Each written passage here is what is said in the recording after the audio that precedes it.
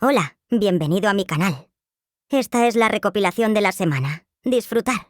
¿Qué es lo más oscuro que has hecho y de lo que no te arrepientes? Cuando tenía 13 años, mi padre, borracho, intentó dar una patada a mi perro por ladrar demasiado alto, pero falló y se cayó por las escaleras del sótano. Le di una patada suave para que no se cayera y cayó por las escaleras. Se quedó parado. Me quedé mirando un rato y luego volví a la televisión, sin pensar. Más tarde, mi madre llegó a casa y me preguntó dónde estaba mi padre. Le dije que estaba en el sótano. Bajó y lo encontró medio inconsciente. Al principio le gritó que estaba borracho, pero como no contestaba, llamó a mi tío. Cuando llegó, mi perro se negó a dejarle acercarse, amenazándole. Así que tuve que arrastrar a mi padre escaleras abajo. Permaneció allí 4 días sin darse cuenta de que necesitaba tratamiento hospitalario. Cuando por fin le atendieron, le encontraron costillas rotas y un pulmón perforado. Al cabo de unos días, su cuerpo se negó a vivir sin alcohol. Pasó una semana gritando en la habitación del hospital, pidiendo alcohol, sin saber que nunca lo conseguiría. Los médicos decidieron no darle el alta. Le enviaron a rehabilitación durante 2 meses. La casa se volvió tranquila, sin gritos ni peleas. Cuando regresó, no volvió a beber. Se convirtió en un hombre apacible y sobrio. Sus nietos le adoraban. Cuando murió años después, fui yo quien estuvo a su lado, para que no tuviera miedo. Y no me arrepiento de nada.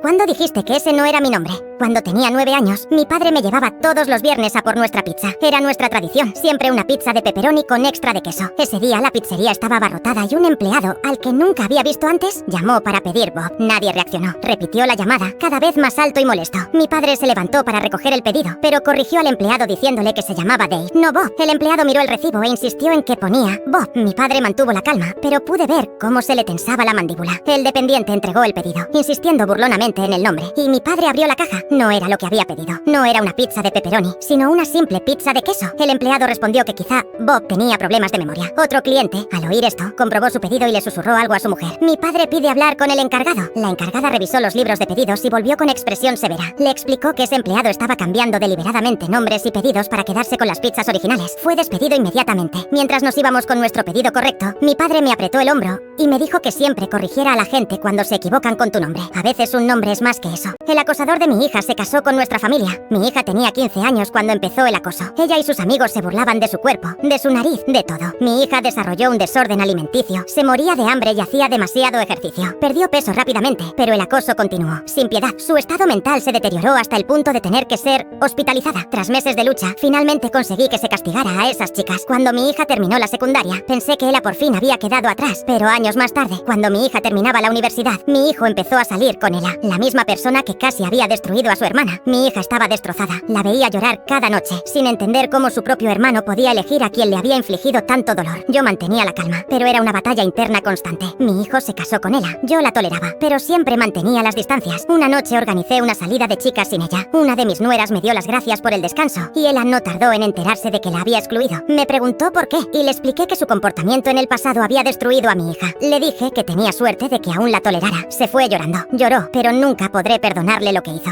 ¿Qué es lo más loco que has visto trabajando para los súper ricos? Fui chef privado de un multimillonario de la tecnología, pero lo que me impactó no fue el lujo, sino la fiesta de cumpleaños de su hija. En lugar de una gran fiesta, me pidieron que enseñara a su hija de 10 años y a 3 amigos a hacer una pizza desde cero. Parecía bastante sencillo, pero entonces la madre me apartó y me susurró: ¿puedes hacer como si los ingredientes te costaran el sueldo de todo un día? Le enseñaremos el valor del dinero. Le seguí el juego. Cuando los niños quisieron más queso, dudé y fingí comprobar mi presupuesto. La inquieta hija incluso se ofreció a ayudar con su dinero de bolsillo. Su madre estaba encantada. Pero, lo mejor, por cada sobra, el dinero se destinaría a un banco de alimentos local. Los niños debatieron durante 1 hora si realmente necesitaban pepperoni y salchichas, sabiendo que eso significaba menos comida para las familias hambrientas. Al final, hicieron pizzas margarita sencillas, ahorrando la mayor parte del presupuesto. Al día siguiente, la madre las llevó a entregar personalmente alimentos por valor de $10.000 al banco de alimentos. Poco sabía la hija que mi sueldo no estaba realmente en juego. La madre me contó después que lo hacían todos los años. La última vez tomaron prestado dinero de su fondo universitario para una fiesta, y luego le enseñaron cómo afectarían los intereses a su futuro. Ella optó por una fiesta de pijamas en el patio trasero. He cocinado para famosos que gastan miles en una sola comida, pero esto era diferente. Hice que arrestaran a mis padres, pero tenía razón.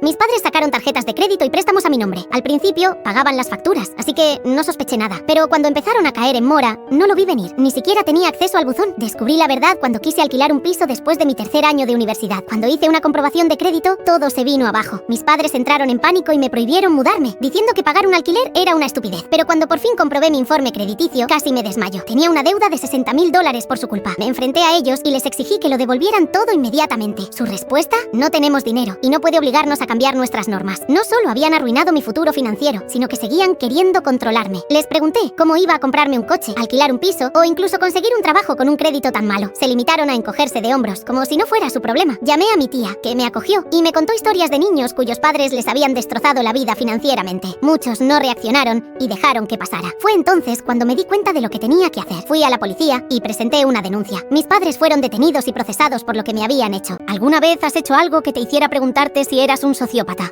5 meses después de quedarme embarazada, tuve un aborto. Cada noche me sentaba en la habitación de mi bebé, releyendo sus libros. Mi marido tenía que llevarme a la cama, pero 2 semanas después me dijo que quería a alguien feliz, no a una mujer ahogada en dolor. Se fue al día siguiente. Unos días después, volvió con su ex, antes de bloquearme por todas partes. Estuve a punto de terminar ese día. Desde entonces, solo quería que entendiera el dolor que me había infligido, pero en vez de ir tras él, esperé 6 meses. Ayer recibí un largo mensaje de disculpa. Le contesté diciendo que era la hermana de OP y que mi familia estaba intentando ponerse en contacto con él. Le dije que había fallecido y que había dejado una nota con su nombre. Tardó 20 minutos en responder por un simple mensaje de 10 palabras, en estado de shock. No pude evitar añadir que ella lo había llorado durante meses, pero que afortunadamente él no tendría que sufrir tanto tiempo. Lo mejor, no tenemos amigos en común. No estoy en ninguna red y nuestra ciudad es demasiado grande para que me encuentre. Me trataba como si estuviera muerta, así que lo hice realidad. ¡Qué rumor increíble! Resultó ser completamente cierto. En mi colegio corría la loca historia de que la hija del director había grabado un vídeo con un chico popular cuando tenía 13 años. Su padre lo descubrió y, para evitar un escándalo, él y los padres del chico lo borraron todo. Sin embargo, la noticia se difundió y todo el mundo se enteró. Yo era amiga suya y, la verdad, no tenía pinta de haberlo hecho. Todas las chicas la defendían, pero los chicos queríamos saber la verdad. Así que le hicimos preguntas al chico una y otra vez, pero cada vez él inventaba una excusa, cambiaba de tema o se reía nerviosamente sin responder nunca con claridad. La cosa se puso tan fea que el colegio convocó una reunión para decir que era un rumor y que cualquier burla sería castigada. Poco a poco, la gente dejó de hablar de ello y la historia se olvidó. Hasta 3 años después. Estábamos en la cafetería cuando estalló una discusión entre ella y otra chica. Fue violenta. Volaron los insultos y de repente, la otra chica dijo: al menos yo no hice un vídeo cuando tenía 12 años. Silencio total. Toda la cafetería se quedó helada. Todos se vuelven hacia la hija del director. Ella se quedó mirando un momento, impasible, antes de limitarse a corregir. Yo tenía 13. ¿Qué es lo más aterrador que te ha dicho un niño? Hace unas semanas fui a ver a mi hermana, su marido y mi sobrina Isabel, de 4 años. Una tarde fuimos al supermercado a comprarle un bocadillo. Al entrar, señaló un congelador y dijo, con toda inocencia: en casa tenemos uno así, pero con una señora dentro. Me reí nerviosamente, pensando que estaba diciendo una chiquillada, hasta que vi la cara de mi hermana. Estaba furiosa. Agarró la mano de Isabel y le dijo con voz temblorosa: Izzy, deja de decir tonterías. De repente, el humor cambió. El viaje a casa se hizo pesado. Mi hermana no decía nada. El silencio era insoportable. Me quedé sentada, presa del pánico, preguntándome si me habría convertido en cómplice de algo horrible. Cuando llegamos, mi hermana mandó a Isabel a jugar y me obligó a quedarme en el coche. Luego suspiró y dijo: aún no hemos matado a nadie. Ok, tranquilizador. Hasta que explicó que su suegra llevaba meses muerta y que habían estado guardando su cuerpo en el congelador para cobrar su bienestar. Lo dijo como si fuera normal. Entré en pánico. Pero Isabel va a hablar de ello. Ella se encogió de hombros. La gente lo hace todo el tiempo. No tengo ni idea de si es cierto. Pero ahora, cada vez que veo un congelador, pienso en mi sobrina y su secreto. Cuando tu hijo robó inesperadamente el protagonismo. Mi hermano pequeño vino llorando un día porque no consiguió el papel principal en la obra de teatro de su escuela primaria. A él le encanta actuar. Siempre está practicando monólogos y sueña con ser una estrella. Cuando se enteró de que le dieron el papel de bufón, se sintió devastado. Lo peor fue que el papel principal se lo dio a Georgina, su archienemiga. Según él, Georgina era una niña insoportable, consentida y con mala higiene. Me contó que siempre iba en su contra, ya fuera en fútbol, en los exámenes o hasta en las filas del almuerzo. Recuerdo que me dijo que una vez se coló frente a él para quedarse con el último pudín de chocolate. A pesar de su frustración, le recordé que lo importante era comprometerse con el papel que le dieron. Le dije que debía dar lo mejor de sí. Mi hermano me respondió decidido: no te preocupes, actuaré mejor que Georgina. Durante 2 meses trabajó muy duro, estudiando a comediantes para perfeccionar su papel. El día de la obra lo dejé temprano en la escuela y lo acomodé entre bastidores. Cuando comenzó la obra, Georgina no pasó desapercibida. Al parecer, el mal aliento que mi hermano mencionaba era cierto, porque los demás niños no podían evitar hacer caras de asco. En una escena, mi hermano y Georgina discutieron y de repente las luces se apagaron. Mi hermano, olvidando que tenía el micrófono encendido, gritó: Georgina, tu aliento huele tan mal que la gente espera tus pedos. La audiencia estalló en carcajadas. Mi hermano definitivamente robó el protagonismo. Padres, ¿cuándo vieron por primera vez que el espíritu de su hijo se rompía?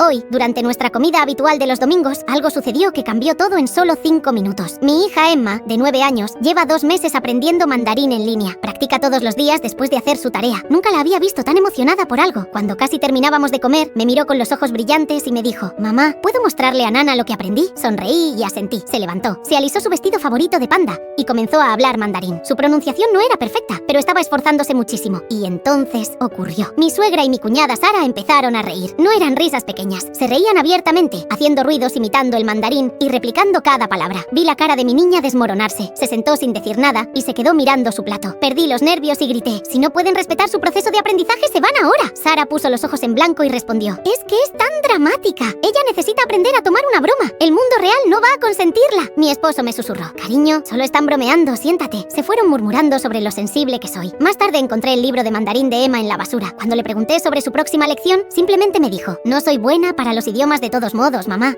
¿Qué ocurrió que te hizo darte cuenta de que tu profesor no tenía ni idea de lo que enseñaba? Mi profesora de química no sabía lo que estaba enseñando. Mi mamá, que tiene un doctorado en química inorgánica, se dio cuenta rápidamente. Cada noche me enseñaba el material correctamente. Mis compañeros notaron que no estaba escribiendo nada y me preguntaron por qué. Les conté y pronto empezaron a reunirse conmigo antes de clase para ver las notas de mi mamá. 3 días después, la profesora llegó temprano y nos descubrió. Nos preguntó qué estábamos haciendo y yo, un poco atrevida, le respondí: si no sabes química, mi mamá puede enseñarte. Se enfureció y al poco rato estaba en la oficina del director, enfrentando una suspensión de 5 días por causar una disrupción. Llamaron a mi mamá para que me recogiera y cuando llegó ya se notaba que estaba molesta. El director dijo que había estado gritando, intimidando a la profesora y arruinando la clase. Mi mamá pidió que la profesora viniera para que pudiera disculparme. Fue entonces cuando todo se desmoronó. Sus versiones no coincidían. Mi mamá me preguntó mi versión y yo le conté lo que había pasado. La profesora empezó a quejarse de que yo estaba corrompiendo a mis compañeros. Mi mamá, tranquila, revisó mis notas y dijo: parece correcto. La profesora se rió preguntando cómo lo sabía. Fue entonces cuando mi mamá soltó la bomba. Tenía un doctorado, había trabajado y enseñado en Rotter y ahora era profesora. La profesora no dijo nada más y se fue. Me suspendieron 2 días, pero al final del año ella fue despedida. ¿Alguna vez has visto a alguien llamar a la policía y que le salga el tiro por la culata? Oh, sí, soy piloto de drones con licencia y después de una fuerte tormenta de granizo, una compañía de seguros me contrató para revisar el techo de una casa. Seguí todas las reglas. Toqué las puertas de los vecinos antes de volar y si no respondían, dejaba notas explicando el propósito. Usaba equipo de seguridad completo, casco, gafas y un chaleco que decía piloto al mando. Incluso marqué mi área con conos y cinta de advertencia. A los 5 minutos de vuelo, una mujer enojada salió de su casa y empezó a gritarme, llamándome acosador y espía. Decía que estaba invadiendo su privacidad y juró que llamaría a la policía. Me mantuve calmado, le expliqué lo que estaba haciendo y le pedí que leyera la nota. También le expliqué que impedir que un piloto vuele es ilegal, incluso con drones pequeños. No quiso escuchar. Se puso aún más furiosa y empezó a gritar amenazas. De repente, corrió hacia mí, derribando los conos e intentó quitarme el control. Un dron que cae podría lastimar a alguien. En ese momento, llegó un coche patrulla. Los oficiales la detuvieron mientras ella seguía gritando. Un oficial me pidió mi licencia de piloto y papeles de trabajo, así que le dije que estaban en mi chaleco. Lo comprobó y todo estaba en regla. Ella terminó multada con $5.000 y obligada a tomar clases de manejo de la ira. Desde entonces, siempre llevo un observador por si me encuentro con otro vecino enojado. No me arriesgo más. ¿Cuál es la forma más divertida en que alguien ha intentado evitar pagar por algo? Recuerdo un día en particular en la taquilla del cine. Un hombre se acercó y pidió una entrada de niño. Aunque no era raro, había algo extraño en él. Tenía unos 30 años, una gran barba y parecía un padre de familia. Le miré, esperando que estuviera bromeando, pero hablaba en serio. Le expliqué que las entradas para niños estaban reservadas a los menores de 12 años. No se inmutó, solo me miró con expresión decidida. Esto me intrigó. Me aseguró que tenía 11 años. Pensé que bromeaba, pero ni siquiera sonreía. Me explicó que había tenido una pubertad precoz, un argumento que me dejó sin palabras, pero sin saber muy bien qué decir. Mi colega, que estaba a mi lado, apenas podía contener la risa. Nunca había visto nada igual. Finalmente, tras unas cuantas comprobaciones, me confirmó su fecha de nacimiento y me di cuenta de que tenía razón, pero a mí no me lo parecía. Después de pagar, salió de la caja, pero la historia no acabó ahí. Unos minutos más tarde, las cámaras de vigilancia revelaron que se había colado en la sala IMAX. El personal fue informado y tuvo que intervenir. Ya no se trataba solo de un hombre intentando conseguir una entrada de niño, sino de un adulto desesperado por evitar pagar el precio completo. Esta historia me impresionó mucho porque me hizo darme cuenta de lo lejos que pueden llegar algunas personas para eludir una norma, aunque sea por unos euros más.